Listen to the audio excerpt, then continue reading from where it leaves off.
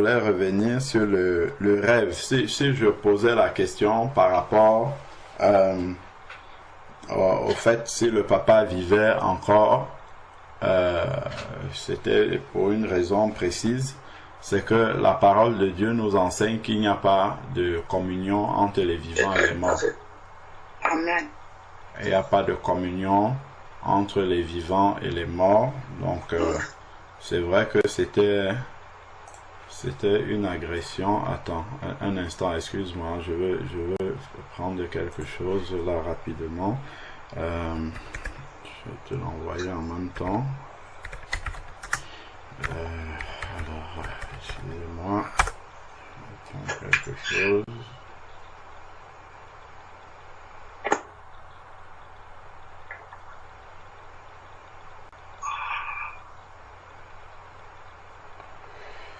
Alors, attends, infection,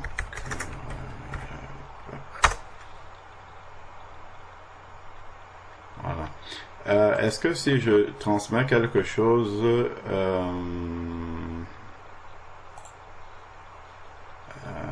là dans la conversation, est-ce que tu vas le voir, Maman Amélia? Je prends mes lunettes. Oui.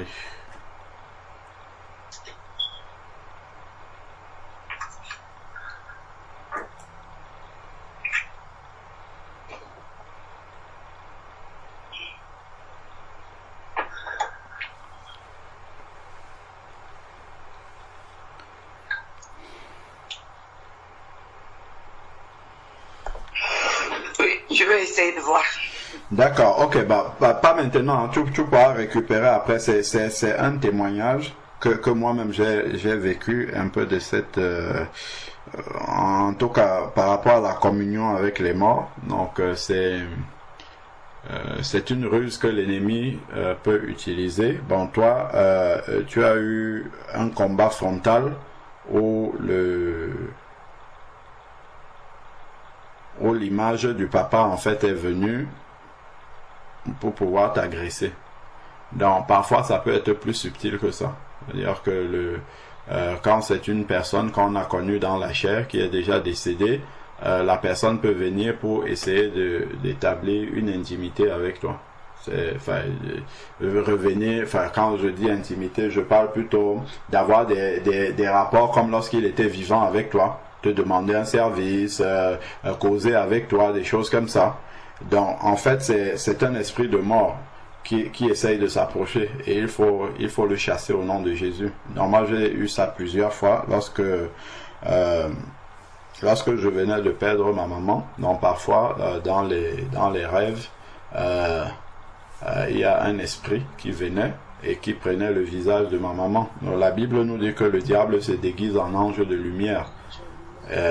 Voilà, donc le diable peut prendre le visage de qui il veut. Donc il peut prendre le visage des personnes que nous aimons et venir essayer de nous séduire dans les rêves pour essayer d'établir un contact avec nous, essayer de nous communiquer des pensées, ainsi de suite. Donc si nous ne nous attachons pas à la parole de Dieu qui nous dit qu'il n'y a pas de communion entre les vivants et les morts, nous pouvons par affection pour ces personnes-là qui sont décédées, avec qui on était bien, on peut par affection charnelle établir un contact, commencer à communier avec ces esprits-là.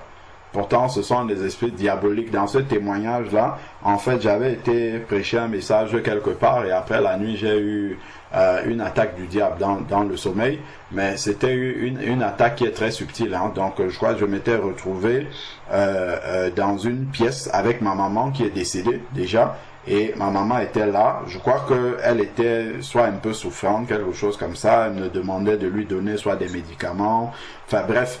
Donc au départ, j'ai commencé un peu à m'occuper d'elle comme je le faisais dans la chair, enfin comme je le faisais en réalité plutôt quand elle était vivante.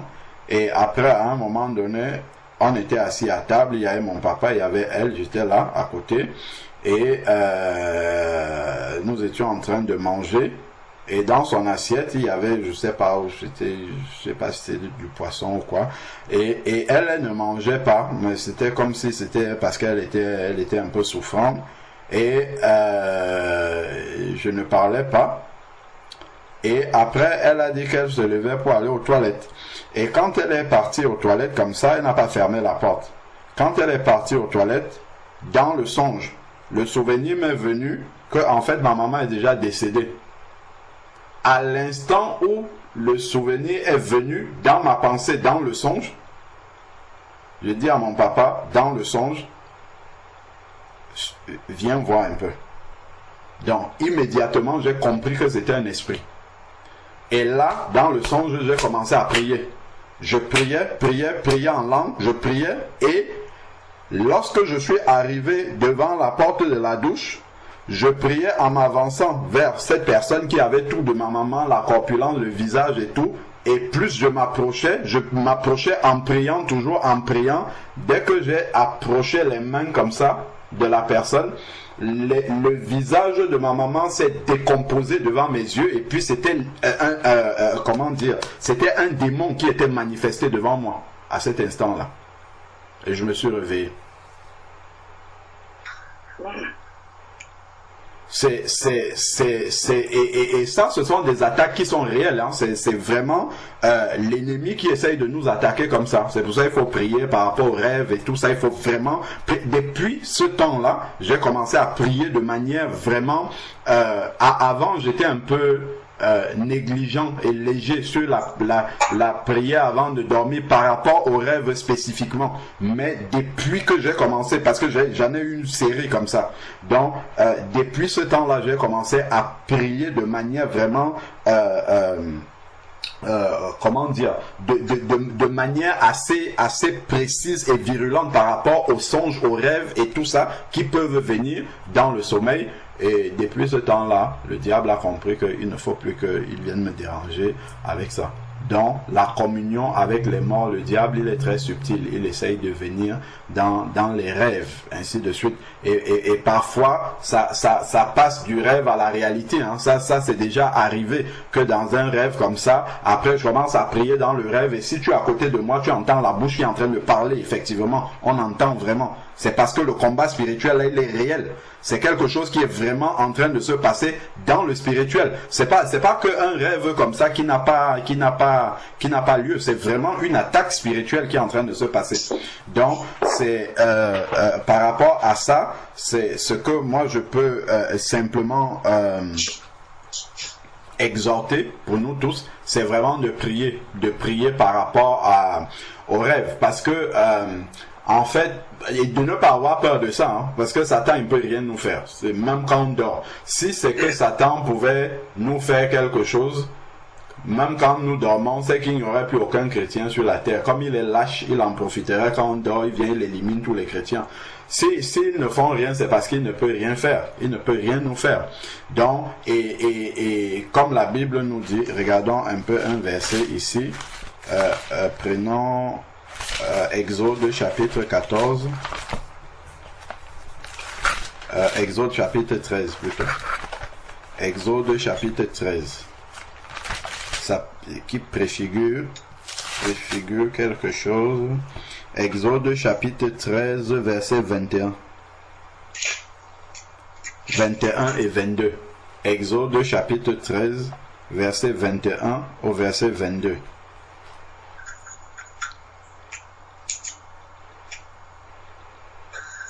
Exode 13, 21, 22. L'Éternel allait devant eux le jour dans une colonne de nuée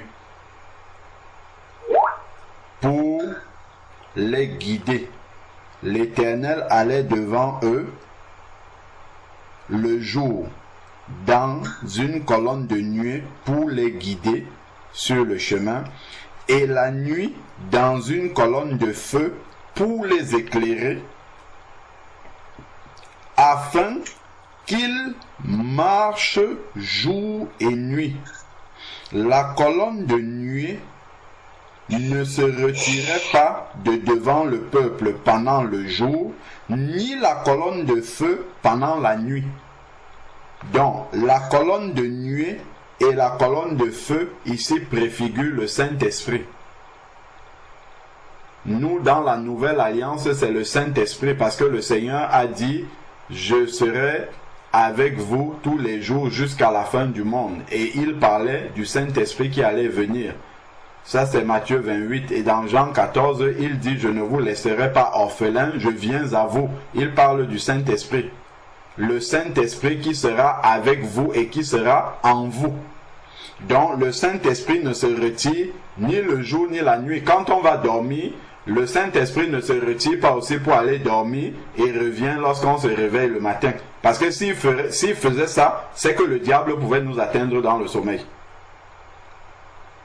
Mais comme le Saint-Esprit ne se retire pas pour aller dormir aussi, lorsque nous dormons, le Saint-Esprit veille. C'est pour ça que si tu as une attaque dans le sommeil, tu peux être éveillé spirituellement et combattre. Et parfois même il y a des combats et le Saint-Esprit te laisse dormir. Lui, la plupart des temps, c'est même ça qu'il fait. C'est qu'il nous laisse dormir et il combat pour nous. Donc quand nous dormons là bien et on se lève le matin, ce n'est pas parce qu'il n'y a rien eu la nuit, c'est parce que le Saint-Esprit et les anges de l'Éternel qui campent autour de ceux qui le craignent ont fait le travail. Mais de temps en temps, le Seigneur permet que nous puissions voir un petit peu de ce qui se passe lorsque nous dormons. C'est là où nous avons des attaques spirituelles dans la nuit. Ce n'est pas que le diable est trop fort, c'est juste parce que le Seigneur, de temps en temps, il veut nous permettre de voir un peu que lorsque nous prions là avant de dormir, ce n'est pas juste une formalité, on ne prie pas juste pour prier. C'est vraiment pour nous montrer qu'il y a des choses qui se passent lorsque nous sommes en train de dormir, parce que le diable est lâche. Et il pense profiter de ce moment où nous sommes en train de dormir pour venir nous séduire. Tu vas voir par exemple des gens qui vont dire oui, bon voilà, quand je dormais, mon grand-père qui est décédé il y a longtemps, il est venu me dire si, il est venu me donner tel conseil, donc je vais le mettre en application. Voilà, mes ancêtres veillent sur moi, ainsi de suite. Ça, c'est l'esprit de mort, en fait, qui est en train d'établir une communion avec des personnes. Et ces choses-là, c'est vrai, hein? Ce sont des choses qui existent véritablement. Moi, j'ai une tante à moi, bon, qui était religieuse, pas convertie. Elle s'est levée un matin, elle a dit qu'on est venu lui donner à manger dans le sommeil. Le lendemain, elle a commencé à avoir mal au ventre, elle est partie à l'hôpital, elle est décédée. Ce sont des choses qui existent. Donc, ce sont des attaques qui peuvent toucher les païens. Vraiment. Donc, ce sont des choses qui existent. Donc, le diable agit vraiment comme ça en ange de lumière. Il se déguise en ange de lumière, il essaye d'attaquer. Mais nous, les enfants de Dieu, nous savons que nous sommes voilà, la colonne de nuée, ici là, qui veille sur nous la nuit, le jour. Et nous savons d'ailleurs que cette colonne-là, regardons un peu pour comprendre encore combien elle nous protège. Si nous regardons au chapitre 14.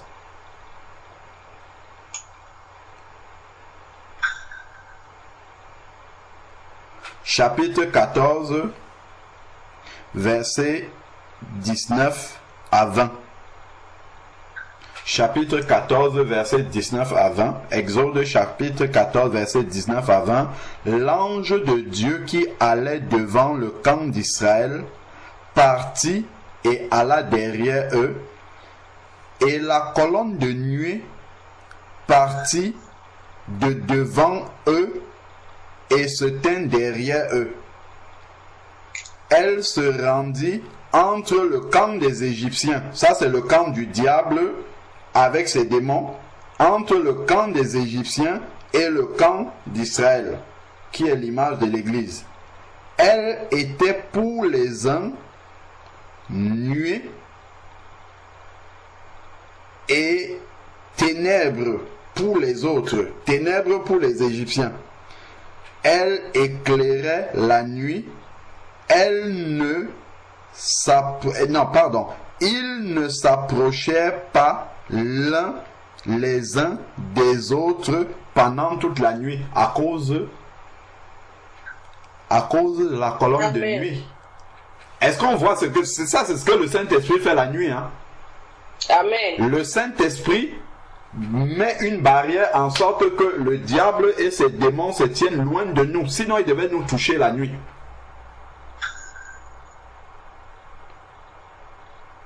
Donc, quels que soient les combats que nous pouvons voir la nuit, que cela ne nous effraie pas.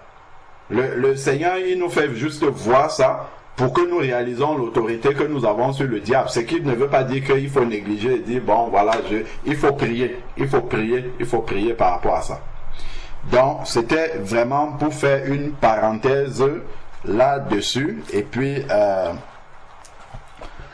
Maman Amélia, toi-même, tu vas prier pour les rêves que tu peux faire. Donc, lorsque tu dors, il faut prier pour que le Seigneur soit au contrôle de tout ce qui peut venir en songe, en rêve, que le Saint-Esprit puisse filtrer tout cela et que vraiment rien qui ne vienne du Seigneur ne puisse interférer dans tes rêves. Il faut vraiment prier comme ça avant de dormir régulièrement. Ça, je te parle des choses que moi je négligeais avant et que j'ai commencé à mettre en pratique et j'ai vu une différence radicale. Donc, vraiment, par rapport à cela, le papa décédé, je crois que lui, il repose tranquillement là où il est et c'est le diable qui vient pour essayer de te perturber et de t'embêter. Ça fait déjà depuis 30 ans qu'il est mort.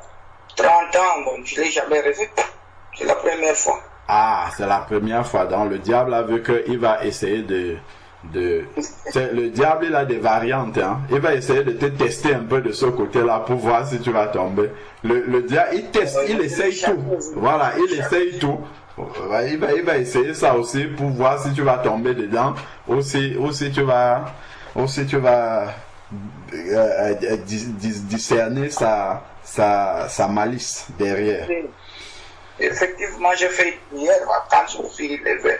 J'ai fait une prière individuelle. Bon, j'ai chassé, j'ai dit, bon, il n'y a pas de contact entre les morts et les vivants, donc, au cas si, quoi, tu mens.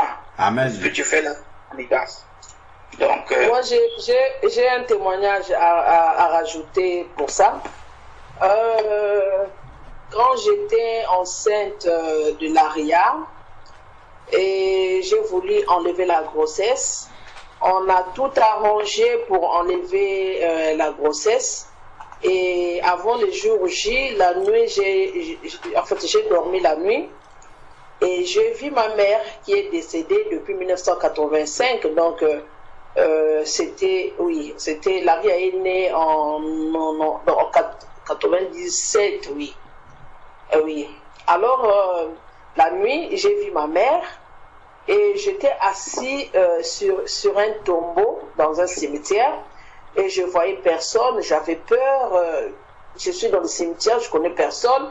J'avais peur, mais je n'arrivais pas à m'élever sur la tombe où j'étais assis.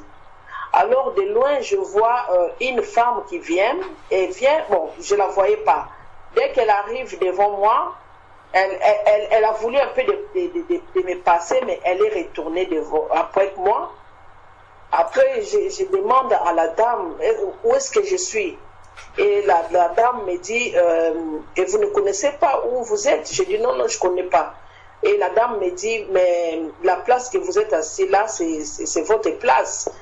Et si tu fais l'acte que tu vas faire aujourd'hui, alors la place où tu es assis, ce serait ta maison avec ton enfant, parce qu'il n'y a personne qui va garder ton enfant.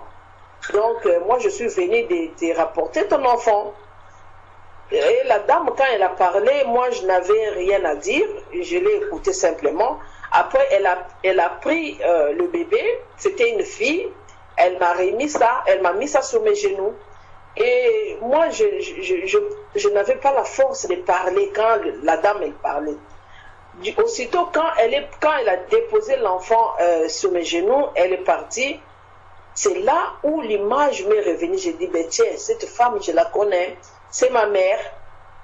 J'ai commencé à crier, maman, maman, maman, mais je ne l'ai plus vue, elle est partie. Et j'ai commencé à pleurer, je me suis réveillée la nuit. J'ai dit, non, ça c'est un rêve. Non. Ça c'est pour me décourager, pour que je n'aille pas faire l'avortement. Non, ça, je ne crois pas ça. Je fais semblant et je suis encore endormie et le rêve est encore revenu, encore la même chose. Et quand je me suis levée, à l'époque, je ne connaissais pas Dieu, mais j'ai demandé pardon à Dieu. J'ai dit, bon, je ne vais pas enlever la grossesse, je vais garder. La dame m'avait dit que c'était une fille. Alors, j'ai mis au monde une fille, Laria. Alors, la deuxième encore, ici en Europe, après ma deuxième fille, ma troisième fille, elle avait 6 mois. Et c'était pendant le jour, j'étais en train de l'allaiter. Du coup, il y a un sommeil qui m'a pris parce qu'elle a dormi et moi aussi, je me suis endormie. Et je vis une lumière qui est rentrée dans ma maison, comme c'était un soleil, c'est rentré. Et je vois comme ça, c'était ma mère. J'ai dit, maman, qu'est-ce que tu es venue faire ici? Il me dit, je suis venue ici parce que j'ai entendu, il y a un bébé qui pleure dans ton ventre. J'ai dit, non, moi, je n'ai pas un bébé dans mon ventre, j'en ai 2, il y a l'autre qui est parti à l'école et j'ai l'autre ici, elle est là, elle dort. Et elle me dit, non, il y a un autre bébé qui pleure dans ton ventre. J'ai dit, non, je n'ai pas de bébé. Elle me dit, oui, il y a un bébé dans ton ventre, c'est une fille. Après moi, j'ai dit, c'est une fille. Elle me dit, oui. J'ai dit, ah bon? Donc toi, il me dit, oui, tu as une autre dans ton ventre. Après, je dis à ma mère, je dis, ben, si c'est une fille, je vais lui donner, enfin, je vais donner ton nom à ma fille. Après, ma mère, elle m'a dit, enfin, je suis de retour. Et elle m'a embrassé sur mon front. Dès qu'elle m'a embrassé sur le front, je me suis réveillée et il n'y avait plus personne. Et j'ai dit, ben, qu'est-ce que je vis? Et 1 mois après, je vois que je n'avais pas ce qu'on voit là. Et j'étais enceinte. Et après, j'ai accouché encore une fille, comme elle a dit. J'ai donné le nom de ma mère. Bon, je ne sais pas. Est-ce que c'est un ange qui apparaît à l'image de ma mère? Ou bien, ça, je ne sais pas. Donc, je ne sais pas. Je laisse frère de me dire qu'est-ce qui s'est passé, en fait, à la lumière de la parole.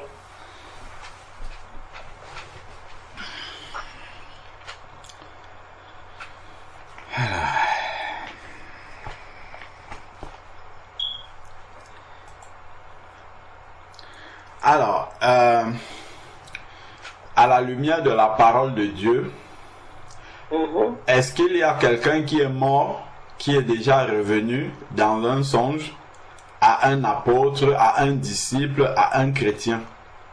Quelqu'un qui est mort? Non.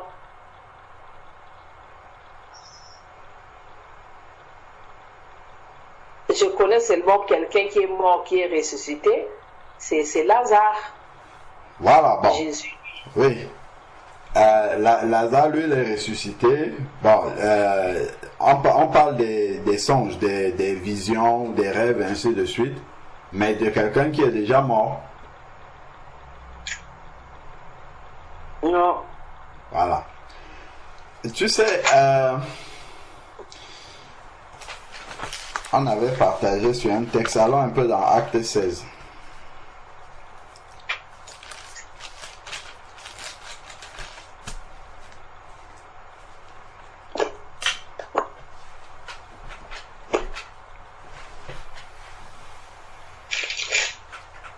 Acte chapitre 16, verset 16 jusqu'à verset 18.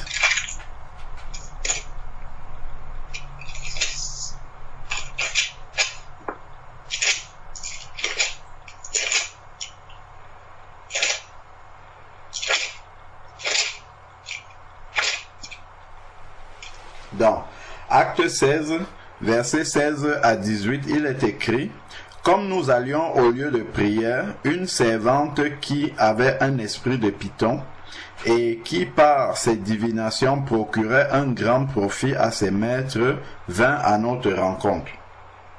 Elle se mit à nous suivre, Paul et nous, et criait: ces hommes sont les serviteurs du Dieu très haut.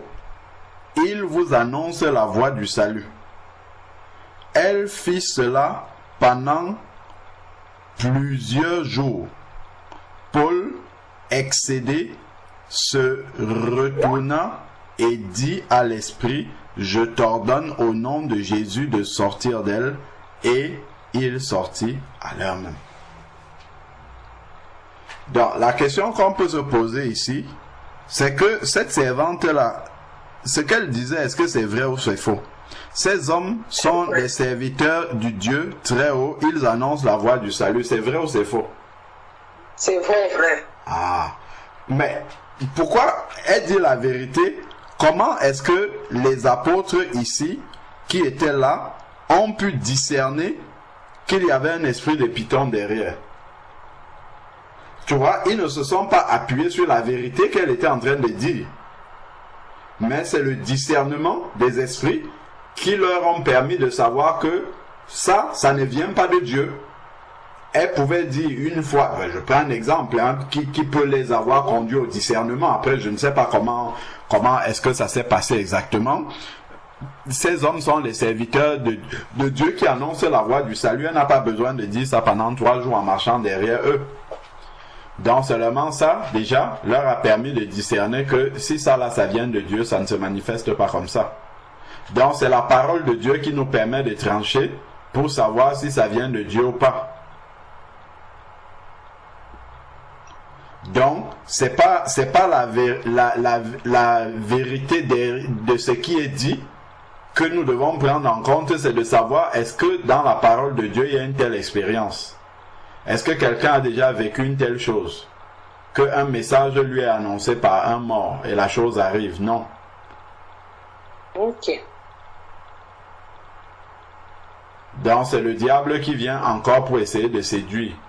Et le diable peut venir séduire avec la vérité. Hein? Ok.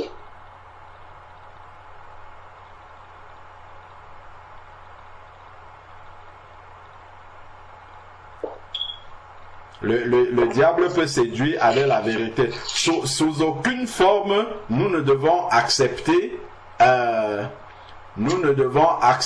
une expérience qui n'est pas biblique, surtout la communion avec les morts.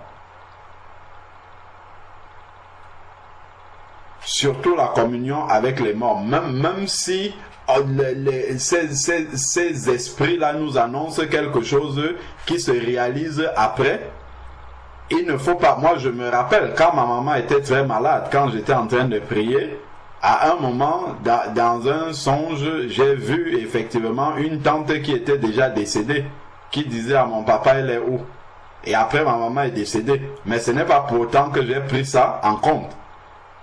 Que voilà, c'est ma tante qui était décédée, qui était en train d'appeler ma maman. Au contraire, quand j'ai vu ça, j'ai encore bombardé les prières. Et ma maman a encore vécu pendant très longtemps. Et quand je sais les conditions dans lesquelles elle était traitée à l'hôpital, elle aurait dû mourir longtemps avant. Mais le Seigneur a encore prolongé ses jours. Donc, c'est la parole de Dieu dans ces expériences-là de communion avec les morts qui doit être notre seule référence. Si on commence à faire même un peu attention seulement à ce qu'un mort est en train de dire, à ce moment-là, dès qu'on sort déjà de la parole de Dieu comme ça, même si c'est la vérité, on commence déjà à flirter avec l'ennemi, parce que l'ennemi vient toujours, c'est pas pour rien que la parole de Dieu dit qu'il vient en ange de lumière. Il se déguise en ange, c'est-à-dire qu'il va venir avec un emballage qui paraît bien au départ. Et il va te séduire. Tu vas te dire, mais qu'est-ce qu'il y a de mal là-dedans? Il y a quoi de mal là-dedans? Et puis progressivement, c'est une fois qu'il aura vu que tu as mordu à la maçon, c'est là où il va commencer à glisser. Et tu vas commencer à comprendre, est-ce que là où il veut en venir. C'est-à-dire, le diable va par exemple venir avec, c'est un exemple de séduction qu'il peut faire. Il vient avec quelqu'un qui est décédé, il voit que tu ne prends pas tes gardes. Bon, la chose se passe comme par exemple l'enfant. Bon, ok. Dieu merci que tu pries et puis voilà, tu as pu prier et puis ta vie de prière fait en sorte que ces choses-là s'arrêtent. Quelqu'un qui n'est pas vigilant, qui n'a pas une vie de prière ou qui n'est peut-être même pas un enfant de Dieu, il accepte ça. Il donne le nom de la maman à l'enfant. Après, l'esprit là revient maintenant et te dit des choses qu'il faut faire sur l'enfant. Et comme ça, toi, tu commences à le faire, tu vas initier l'enfant dans un truc de sorcellerie, de magie, sans même t'en rendre compte. Et c'est un esprit qui t'a poussé à le faire. Parce que tu as commencé à accepter dès le départ Bon, voilà, et effectivement, je suis enceinte, j'ai une fille, et c'est cet esprit-là qui m'avait annoncé, et ça s'est réalisé. Ben donc, c'est un ange de Dieu. Je ne fais plus attention que, mais comment un ange de Dieu va prendre le visage d'un mort? On voit les anges de Dieu qui viennent parler, l'ange de l'Éternel, l'ange Gabriel, l'archange Michel, tout ça. Jamais on ne nous dit qu'ils ont pris un visage de quelqu'un qui est décédé déjà. On a vu simplement une chiromancienne, dont l'Éternel dit dans Lévitique qu'on ne retrouve pas quelqu'un qui invoque les morts. On a vu une chiromancienne que Saül est allé consulter pour faire revenir Samuel, entre guillemets. Et c'est un démon qui est remonté avec l'apparence de Samuel et qui a parlé, qui a dit des choses sensées, des choses qui semblaient être la vérité. Mais ce n'est que la parole de Dieu qui nous montre que ça ne pouvait pas être Samuel. La preuve, c'est que Saül, quand il est mort, la parole de Dieu nous dit que c'est une des raisons pour lesquelles Dieu l'a frappé. Parce qu'il a consulté les morts. Effectivement, ça ne peut pas être la personne qui est décédée. Comme le frère nous dit là, il est réservé aux hommes de mourir une fois, après quoi vient le jugement. Et la parole de Dieu nous dit dans l'histoire du riche et de Lazare qu'il y a un fossé. Il y a un fossé entre là où ceux qui sont sauvés sont et là où ceux qui ne sont pas sauvés sont.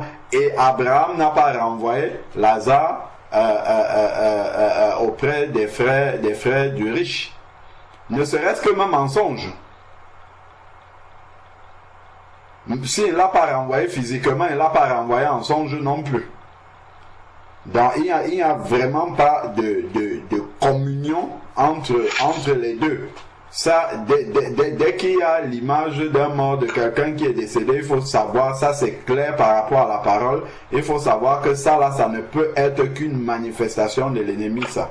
Parce que c'est lui qui se déguise en ange de lumière pour essayer de séduire. Parce qu'il vient toujours avec une apparence d'amitié, mais ce qu'il va ramener derrière, lui seul sait. Toujours. Donc voilà un peu ce que je pourrais dire par rapport à ça et ce que dit la parole de Dieu. Amen. Amen. Mhm. Amen. Amen. Amen. Si je peux juste ajouter 2 versets. Ecclésiaste chapitre 9.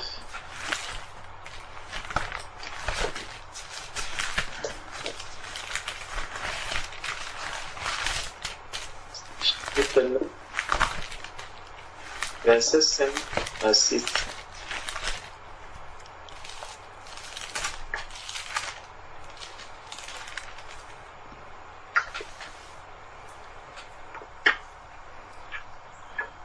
Nous prenons... Bon, verset 5 à 6. Les vivants, en effet, savent qu'ils mourront. Donc, lorsque nous sommes sur la terre, nous savons que nous mourrons. Mais les morts ne savent rien. Et il n'y a pour eux plus de salaire, puisque leur mémoire est oubliée. Ok. Et leur amour, et leur haine, et leur envie ont déjà péri. Et ils n'auront plus jamais aucune part avec tout ce qui se fait sous le soleil. Donc tout ce qui se fait sous le soleil, les morts ne peuvent plus venir agir. Même si les riches hommes essaient encore de dire que voilà, j'ai mes frères là-bas, j'ai ceci, j'ai cela. Pour lui, et Abraham lui a dit qu'ils ont les prophètes. Donc, s'il faut écouter, c'est eux qu'ils doivent écouter. Quelqu'un qui est ici avec nous de l'autre côté, quelqu'un qui est passé de l'autre côté, ne peut plus avoir un quelconque impact sur ceux qui sont sur la terre. Donc, si nous avons à écouter, si nous avons à faire un travail, les vivants vont régler leurs problèmes entre les vivants et les morts, vraiment, ont déjà chacun sa place à lui. C'est pour ça que quelqu'un ne peut pas se convertir après sa mort. Après la mort, c'est terminé.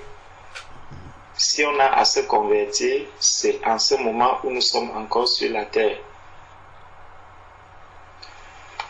Après la mort, chacun prend le chemin qui est le sien.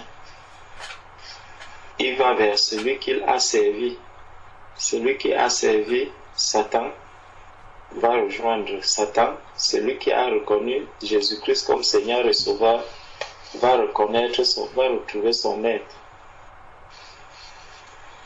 Dont les morts ne peuvent plus faire quoi que ce soit sur nous. Et ça, c'est important de le savoir, parce que si tu sais que les morts ne peuvent rien faire à ceux qui sont vivants, tu passeras même devant un cimetière tranquillement. Tu n'auras pas peur d'habiter même à côté d'un cimetière. Quand tu connais la parole de Dieu. Mais si nous avons peur d'habiter à côté des cimetières, c'est justement parce que cette parole-ci, nous ne croyons pas à cette parole. On voit des personnes, quand on dit à quelqu'un traverse un cimetière la nuit, la personne dit quoi? Les fantômes? Quel fantôme tu vas? Oh, la parole de Dieu est claire. C'est que quelqu'un ne peut plus sortir de l'autre côté là-bas. Si tu vois quelqu'un venir te menacer dans un cimetière, je t'assure, s'il a un habit blanc, attrape l'habit blanc. Tu vas voir peut-être ton voisin sortir de cet habit blanc. Tu vas le voir sortir de là. Amen. On ne peut pas être un fantôme. Tu l'attrapes bien, tu dis ici, toi et moi.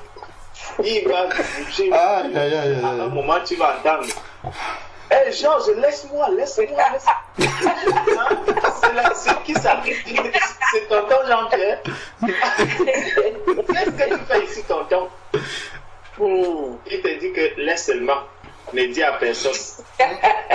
Et tu commences à comprendre donc que le fantôme qui est là, en fait, c'est tonton Jean-Pierre. Donc, même si quelqu'un vient te dire, oh, il y a un fantôme qui nous poursuit là-bas, un jour tu iras dire, tonton Jean-Pierre, ne pars plus là où tu vas là, parce que les gens commencent déjà à le connaître. Non, c'est ça. N'ayons pas peur de ces milieux. Les païens qui ne connaissent pas la parole de Dieu, et ils peuvent avoir peur. Nous, n'ayons pas peur. Les morts sont partis.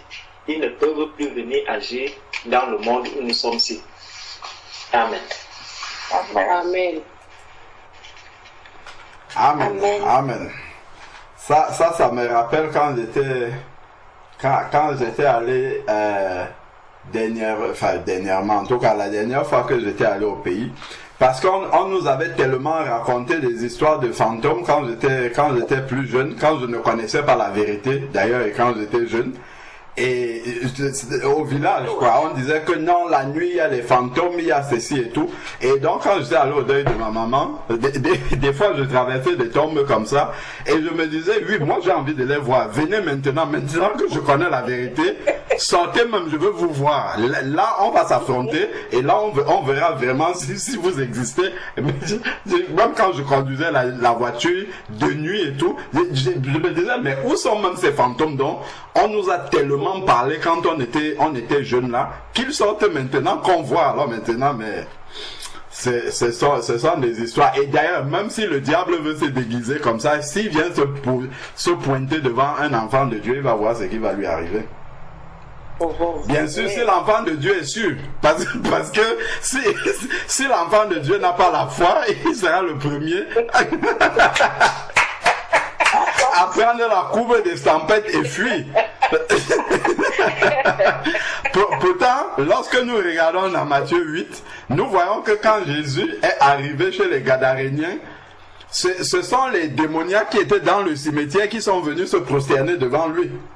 Et c'est ce même Jésus qui habite en nous. Donc même si ces fantômes-là existaient, quand tu arrives et que tu es un enfant de Dieu, ils doivent savoir qui tu es. Donc, ils vont tout faire pour se cacher et ne même pas venir dans ta présence. Parce que si tu es là où ils sont, là, ça va chauffer pour eux. De la même manière que les deux démoniaques qui étaient dans les sépulcres là-bas chez les Gadaréniens. Ça, c'est vraiment la conviction qu'un enfant de Dieu doit avoir par rapport à ces choses-là. Dans nos familles, quand on sait qu'il y a toujours toutes ces choses-là dans nos familles, mais si il nous arrive d'être là, au milieu de nos familles, il faut vraiment prendre position par rapport à ces choses-là et dire aux gens que si vous avez peur, vous avez intérêt à vous convertir. Lorsque vous serez convertis, ces choses-là, c'est terminé. Ça ne peut plus agir sur vous. Non, vraiment, que le Seigneur puisse nous permettre vraiment d'avoir cette assurance-là en Christ, tel qu'il a dit dans Colossiens 1, 13, il nous a délivrés de la puissance des ténèbres et nous a transportés dans le royaume du Fils de son amour. Et dans le royaume du Fils de son amour, le diable, il n'a pas accès à ce lieu-là. Donc le diable ne peut pas nous atteindre là où nous sommes. Amen. Amen. Amen. C'est nous qui devons éclairer les païens là-dessus. Hein. C'est vraiment important de connaître ces choses-là. Parce que les païens ont beaucoup de suppositions, beaucoup... Je me rappelle encore justement quand on était au village à cette époque-là, enfin le tout dernièrement là, mais mon petit frère Yannick, il nous racontait une histoire qui s'est passée au village là-bas. Apparemment, il y a un monsieur qu'est-ce qu'il faisait? Il allait dans les concessions, c'est par rapport à ce que le frère Georges disait tout à l'heure, par rapport au tonton, je sais pas comment tu appelais le tonton là, et donc, il y a un monsieur qui faisait des choses comme ça au village. Qu'est-ce qu'il faisait? Il allait dans les cérémonies de deuil, et il regardait un peu l'habillement des morts et tout, si c'était des belles tenues, il revenait après, et puis il ouvrait, quand la tombe est encore fraîche là, il ouvrait, il récupérait les vêtements. Et il récupérait le cercueil aussi. C'est vraiment quelqu'un qui le faisait. Et donc, bon, il le faisait vraiment au village, hein, avec les moyens du bord. Donc il portait le cercueil sur sa tête. Et un jour, il y a une patrouille de gendarmes qui le surprennent la nuit. Il était habillé comme le frère est en train de dire là. Donc il prenait toujours soin de s'habiller vraiment comme on habille les morts pour faire peur. Et donc, ça c'est ce que Yannick m'a raconté. Donc, le monsieur, il avait le cercueil sur la tête et il était en train de marcher. Et la patrouille de gendarmerie s'arrête donc pour l'interpeller. Et on lui demande, monsieur, où allez-vous? Et donc, qu'est-ce qu'il va répondre aux gendarmes? Il dit aux gendarmes, vraiment, ces gens-là, ils n'ont pas respecté ma volonté. J'avais demandé de m'enterrer là-bas, mais eux, ils m'ont enterré ici. Donc, je suis en train d'aller là où j'avais demandé de m'enterrer. Et les gendarmes sont partis. Si au moins il y avait un enfant de Dieu au milieu de ces gendarmes-là, il allait faire le travail bien comme ça se doit. Bon, imaginons-nous que nous, enfants de Dieu, nous faisions partie de ces gendarmes-là. Qu'est-ce que nous allons faire? Hein? Qu'est-ce que nous allons faire? Frère, dites-moi, mes soeurs, dites-moi, si vous faisiez partie de ces gendarmes-là, vous alliez dire à celui qui conduit, fuyons, allons-y vite, ou bien vous allez dire, attendez, descendons, ça c'est un bandit, il faut l'arrêter, il faut qu'il aille rendre le cercueil là. Quelle serait la réaction de l'enfant de Dieu? Si nous faisons partie de ces gendarmes-là, nous allons fuir aussi comme les autres, ou bien est-ce que nous allons dire, voilà. Et ça, c'est vraiment la foi dans la parole de Dieu. C'est vraiment la foi, parce que l'ennemi, lui, va toujours essayer de nous impressionner, de nous montrer des choses qui vont frapper nos yeux. Mais nous devons toujours rester centrés sur la parole de Dieu. Et en voyant une telle chose, il faut commencer à prier. À prier vraiment avec autorité. Je me rappelle enfin, c'est pas exactement le même contexte, mais on a vécu quelque chose récemment. avec la sœur Linda, on était parti à un mariage, c'était à comment ça s'appelle, c'est une ville en Picardie, je crois, hein. On est parti à un mariage et il nous est arrivé quelque chose de vraiment insolite on n'avait jamais expérimenté une telle chose. Donc on avait loué, bon, la famille était invitée, on avait loué un hôtel, chacun avait sa chambre, ainsi de suite. Et donc on est parti de la soirée du mariage, on revient donc à l'hôtel. On savait qu'on avait une chambre, on avait laissé les enfants ici en Île-de-France. On avait une chambre et bon, on est parti de la chambre, on a bien fermé et on est parti. Lorsqu'on revient de la soirée, on ouvre la chambre, on trouve une dame qui est couchée, une dame blanche qui est couchée sur notre lit. Oh. Donc, en fait, je me demandais comment est-ce que c'est possible dans un hôtel. Et elle était à moitié nue, hein, les seins étaient en l'air, le drap était... J'ai dit, mais attends. Et là, j'ai commencé à prier en langue, parce que je me disais, attends, est-ce qu'on est en train... La sœur d'abord vue, elle vient m'appeler, dit, moi j'ai commencé à prier directement. Et c'est comme ça, en fait, qu'un enfant de Dieu, moi je crois, hein, doit être. C'est-à-dire, quand nous voyons quelque chose qui paraît déjà sorti du cadre naturel, c'est ça qui doit venir en premier.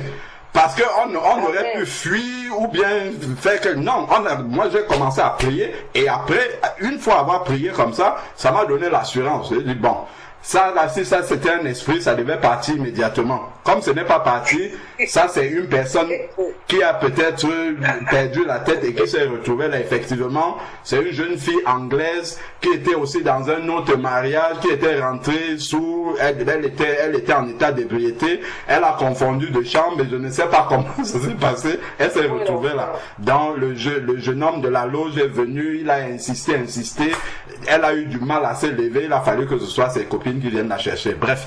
Donc, en fait, je crois qu'un enfant de Dieu, ça doit être ça. Si on voit quelque chose de surnaturel, enfin, de pas normal, d'anormal, voilà, il faut directement entrer dans la prière plutôt que d'essayer d'analyser avec notre intelligence. Sinon, on va se retrouver à fuir comme les païens devant certaines situations.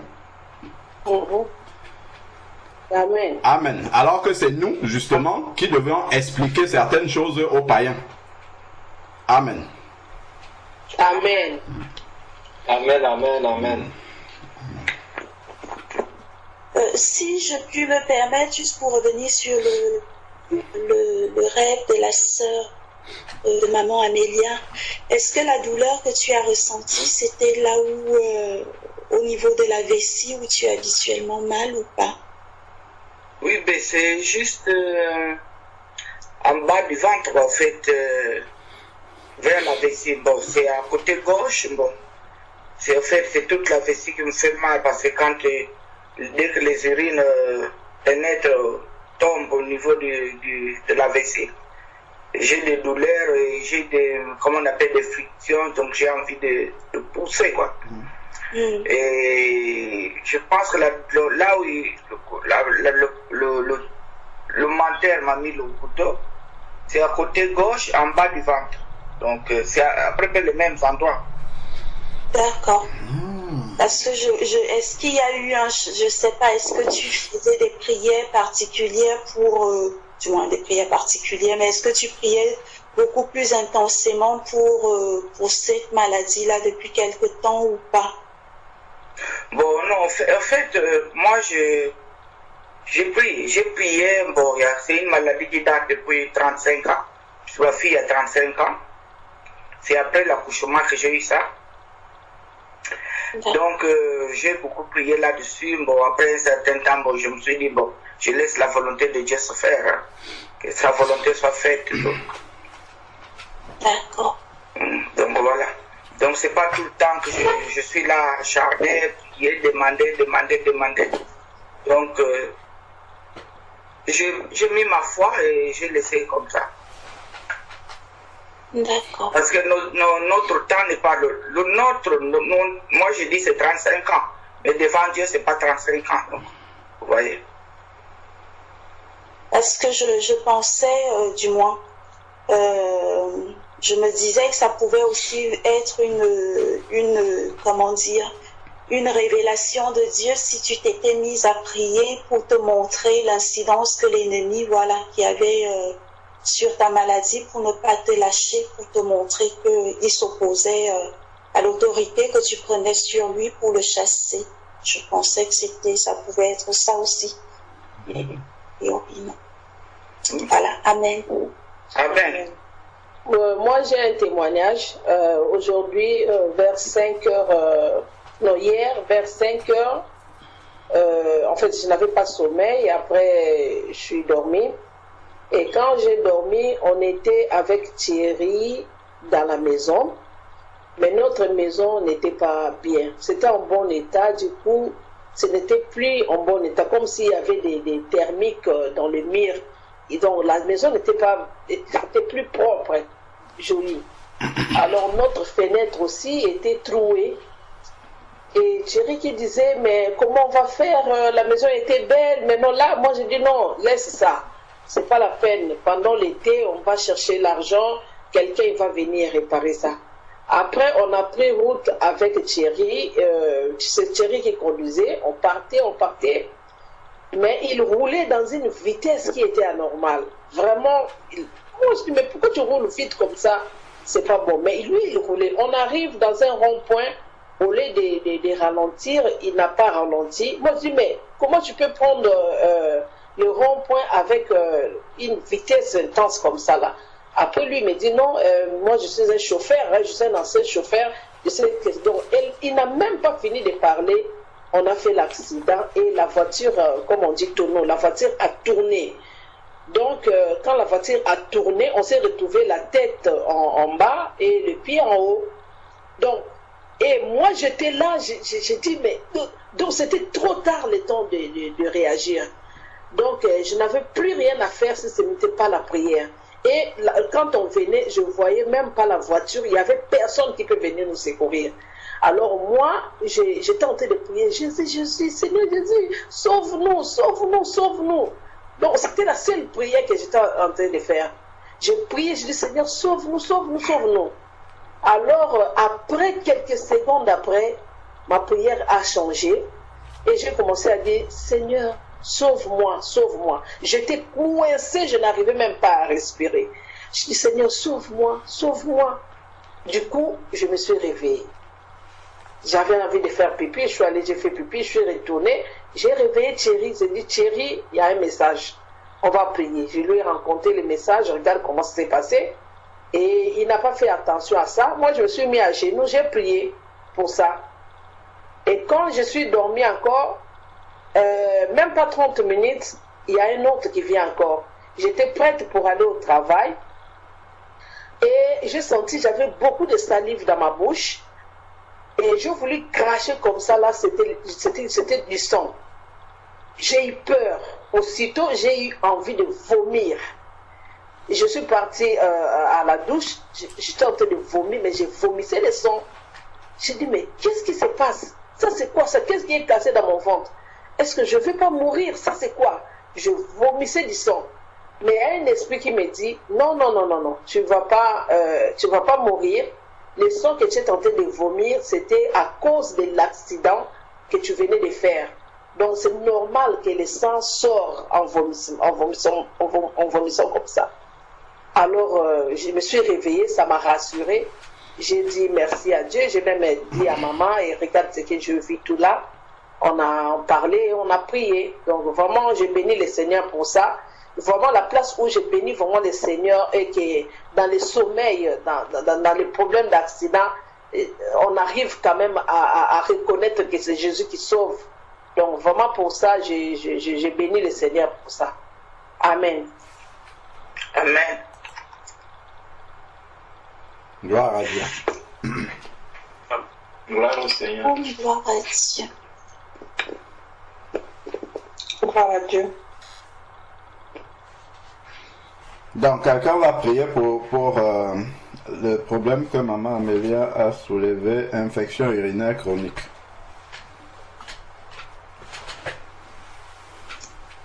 Amen. Gloire à Dieu. Amen.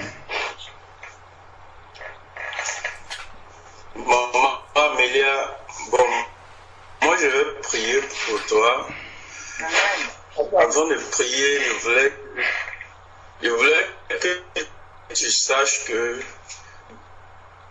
pas que tu souffres, que tu es mal. Tu as dit que tu acceptes ça. Non, non. On n'accepte pas la maladie. On n'accepte pas la douleur. On n'accepte pas la souffrance. Rien. On rejette tout ce qui est souffrance, maladie, parce que notre Seigneur Jésus a payé le prix. Amen. Donc déjà, est-ce en esprit? Faut refuser, tu n'acceptes pas ce mal que tu as depuis plus de 30 ans. C'est pas normal. Ça, Dieu veut pas ça pour toi. Non. Déjà dans ton esprit, il faut que tu comprennes que la volonté de Dieu, c'est pas ça pour ses enfants. Amen. Que tu es mal. Donc, vraiment, ça c'est très important à comprendre, maman. Amen. Amen. Amen. Gloire à Dieu. Au nom de Jésus-Christ de Nazareth, Père, merci, Père éternel, pour la grâce que tu me donnes, Seigneur, d'élever la voix vers toi, Seigneur, pour la vie de maman Amélia. Seigneur, Père, je te prie de la bénir, Seigneur, de la fortifier, Père, de lui enseigner, Seigneur, mon Dieu, Père, ta volonté, ton amour pour elle, Seigneur, l'œuvre que tu as accomplie par Jésus-Christ à la croix pour toi, pour elle, Seigneur, Père, et tu nous donnes, à nous, tes enfants, Père, tu nous donnes, Seigneur, mon Dieu, le pouvoir de guérir toute maladie, Seigneur, le pouvoir de chasser tout esprit maléfique. Seigneur, sur cette autorité que tu nous as donnée en Jésus-Christ, je commande à tout mal maintenant, douleur, tout ce qui est infection dans le corps de maman Amélia. Je te lis maintenant, je t'ordonne de sortir de ce corps définitivement. Tu reçois la guérison, tu es assis, tu reçois la guérison totale de la tête aux orteils. Alléluia. Tu es guéri maintenant. Je commande à toute espèce de maladie. Je t'ordonne par l'autorité du nom de Jésus, tu sors de ce corps. Alléluia. Définitivement. Et tu ne reviens plus jamais. Alléluia. Au nom de Jésus. Libérer ce corps maladie. Alléluia. Quel que soit ton nom, d'où tu viens, tu n'as plus pas dans ce corps. Et nous te commandons maintenant, par l'autorité du nom de Jésus, Alléluia. de libérer. Alléluia. Au nom de Jésus. Alléluia. Amen. Amen. Amen. Amen. Merci beaucoup. Amen. Gloire à Dieu Dieu. soit loué. Gloire à Dieu. Amen. Amen. Et il y a un point que le frère a soulevé en priant qui est important. Je vais juste le rappeler. Bon, on a eu l'occasion de partager plusieurs fois, mais peut-être certains n'étaient pas là par rapport à la maladie. Non, parce que maman Amélia disait tout à l'heure que peut-être c'est la volonté de Dieu et le frère disait non, il ne faut pas accepter ça. Donc c'est vraiment important de pouvoir s'interroger par rapport à la maladie. Est-ce que ça pourrait être la volonté de Dieu? Parce que ça va changer notre manière de prier. C'est vraiment une une grâce que le Seigneur nous a fait de pouvoir comprendre sa volonté par rapport à la maladie, parce que nous on la comprenait pas avant, on priait sachant que Dieu guérit, mais il y avait toujours cette question là, on se disait bon, si Dieu veut il va guérir. Et le Seigneur nous a fait vraiment la grâce, il a eu pitié de nous, il nous a révélé que c'est sa volonté de guérir tout le temps. Parce que lorsque nous regardons dans Ésaïe 53, Ésaïe chapitre 53, nous connaissons bien le passage. Ésaïe chapitre 53 au verset 5. Ésaïe 53 verset 5. Il est